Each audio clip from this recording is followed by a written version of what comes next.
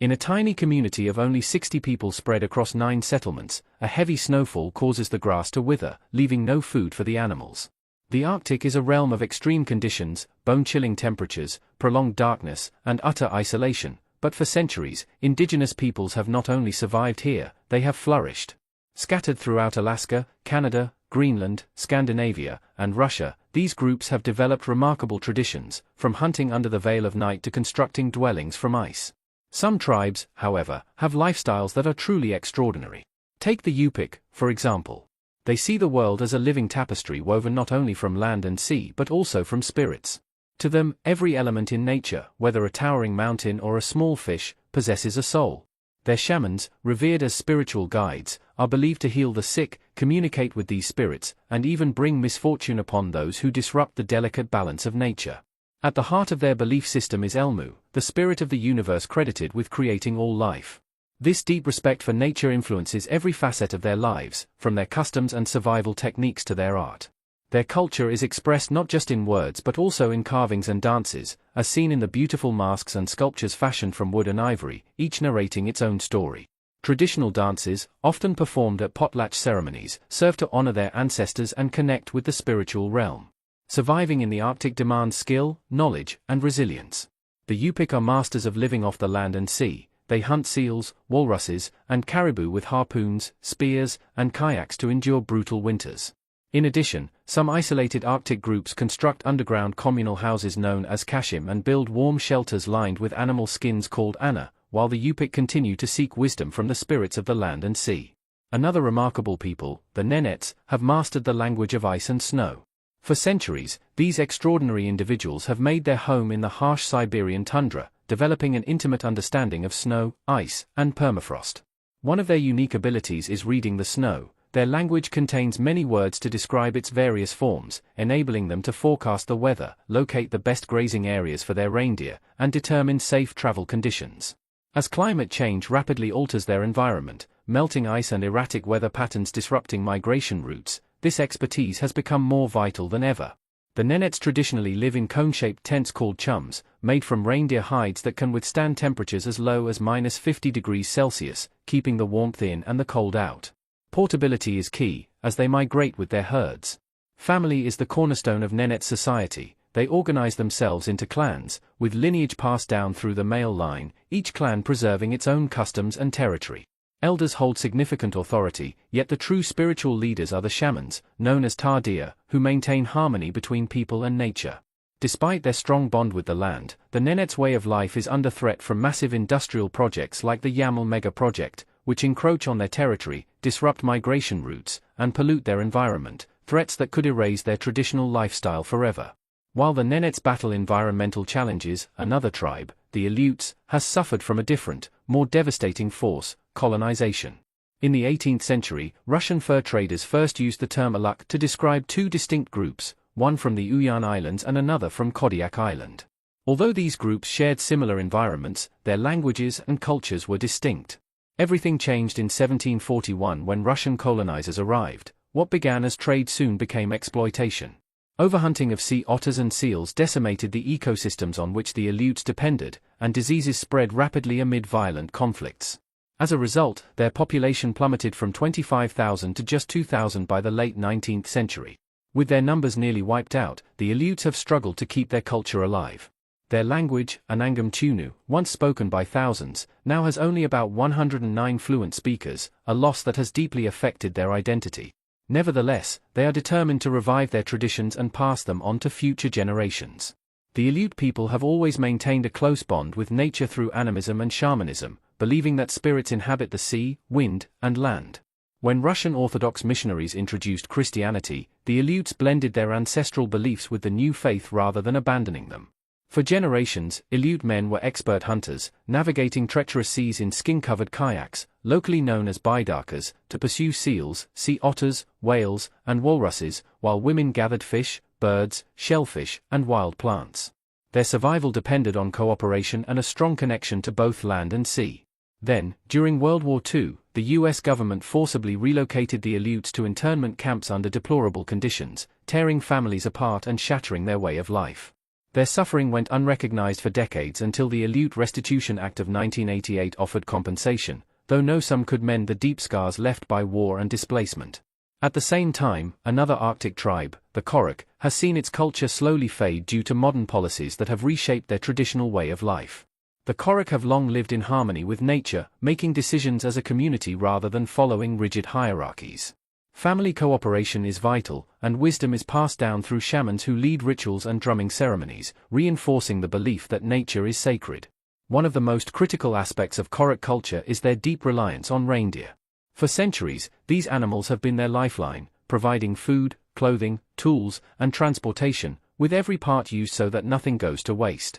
They have adapted to seasonal changes by constructing semi-underground homes for the harsh winters and sturdy tents for the milder coastal summers. They also built boats from wood and animal skins to fish and hunt marine life during summer, while women collected berries and roots to store food for colder months. External pressures, including Soviet policies aimed at eroding their traditions, have led to a decline in their language and customs. In 2007, the merger of the Korik Autonomous Oahu with Kamchatka Krai reduced their political representation, making it even more challenging to protect their heritage. While the Korik survival has been tied to reindeer, they are not the only Arctic people whose fate is connected to an animal. The Gwiang, for instance, share a special bond with the caribou, seeing these animals as essential to their identity, culture, and survival, not merely as a source of food. As the respected leader Sarah James puts it, caribou are not just what we eat, they are who we are. This connection is woven into their traditions, stories, and daily lives. For generations, the Gwiang have depended on caribou for sustenance, clothing, shelter, and tools. They use the hides to build tents, the fur for warmth in bedding and garments, and the bones to craft indispensable tools. More than a survival resource, the caribou are deeply embedded in their spiritual and cultural beliefs. Creation myths recount a time when the Gwiang and the caribou were one, and even after parting, a vow was made to honor the caribou forever. Today, the rhythm of Gwiang life still follows the migration of the porcupine caribou herd. Their mastery in tracking these animals and understanding their habits is not just about securing food, it is a practice of respect and sustainability, ensuring that the caribou population remains robust for future generations. Now, their struggle has expanded to include protecting the caribou from modern threats. When oil companies targeted the Arctic's National Wildlife Refuge, home to crucial caribou calving grounds, the Gwiang mobilized, viewing the issue as not only an environmental crisis but also a fight for their very way of life. With climate change and other external pressures affecting caribou populations, the Gwiang have emerged as fierce advocates for both the herd and their sacred land. Similarly, another indigenous group from Siberia, the Evenk, has worked tirelessly to preserve their deep connection to the land. Having lived in Siberia for thousands of years, originally settling between Lake Baikal and the Amur River, their history has been shaped by interactions with neighboring tribes and by Russian colonization. In the 17th century, the imposition of fur taxes forced them to expand their territory, leading to conflicts with settlers. Despite these challenges, they resisted and maintained their cultural identity. The Evenk have long been nomadic, relying on reindeer for transportation and sustenance. They built conical tents from birch bark or reindeer hides to ensure mobility in harsh conditions, and their diet traditionally included reindeer meat, fish, and wild game. A strong sense of community ensured that no one was left without food, while elders, including shamans, provided essential guidance and healing. Although the Evenk language, part of the Tungusic family and a link to other indigenous Siberians, is fading as younger generations adopt Russian, their cultural spirit endures. Another Siberian group, the Yukar, has developed an even deeper spiritual bond with nature. They believe that every element, from fire and the sun to trees and animals, harbors a spirit, and they revere their supreme deity, Pugu, as the moral guardian who maintains universal balance. Every Yukar clan is led by a shaman, or RMA, who bridges the gap between the physical and spiritual realms. These shamans are deeply respected, and even after their passing, they are honored as sacred figures. For the Yukar, animals are far more than food. They are living spiritual beings with individual souls, and hunters are bound by sacred traditions to honor them. Such customs, passed down through countless generations, ensure harmony with nature. Their respect for the land even extends to trees, which they consider protectors, and they hold ceremonies to honor these living guardians, reaffirming the belief that every part of nature possesses a soul. Dreams also play a crucial role in Yukar culture, as they are thought to predict the future and guide the community through environmental dangers. Shamans interpret these visions to advise on seasonal shifts, personal challenges, and survival strategies. Even with the influence of Russian Orthodox Christianity, many Yukar continue to blend their ancient shamanic practices with newer religious ideas.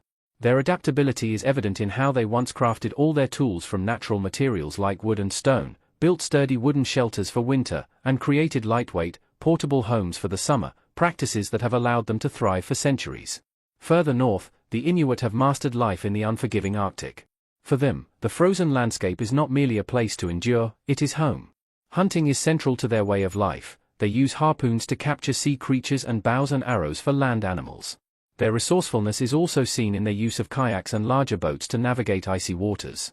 Caribou are vital to Inuit culture, supplying not only food but also the materials needed for clothing and tools. The hides keep them warm, the fat fuels oil lamps, and the bones are fashioned into useful implements. Inuit clothing, made from seal or caribou skin, is designed to protect against extreme cold, while their language carries the history and traditions that connect generations. Their art, carved from soapstone, whale bone, walrus tusks, and other materials, vividly portrays animals and daily life with deep spiritual significance. In winter, Inuit families construct igloos that provide insulation against the bitter cold, and in summer they shift to animal skin tents or turf huts near hunting grounds. Community and cooperation lie at the heart of Inuit life. Food from hunts is shared, and children learn by observing rather than through punishment. However, modern challenges have disrupted these age-old practices. Settling into permanent communities has limited hunting opportunities, resulting in food insecurity, as store-bought food is often expensive and less nutritious than their traditional diet. Social issues such as high suicide rates and mental health struggles have also emerged as the Inuit navigate rapid changes in their way of life. In Siberia, the Kti and Monty tribes maintain a profound spiritual bond with the bear, which they regard as both an ancestor and a protector. For them, hunting a bear is far more than a means of survival, it is a sacred ritual. After a hunt, they hold ceremonies filled with singing, dancing, and storytelling to honor the bear's spirit.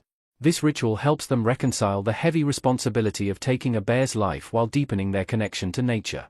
These tribes also follow a traditional social structure where family lineage is passed down through the male line, and their spiritual practices are deeply woven into everyday life, with shamans serving as mediators between the physical and spiritual realms.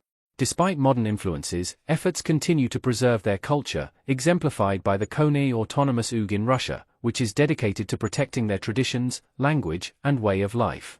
Farther west in the northern regions of Europe, the Sami people have adapted to their cold environment for thousands of years. Tracing their origins back more than 10,000 years to the time after the last ice age, they were traditionally hunters, fishers, and gatherers who moved with the seasons.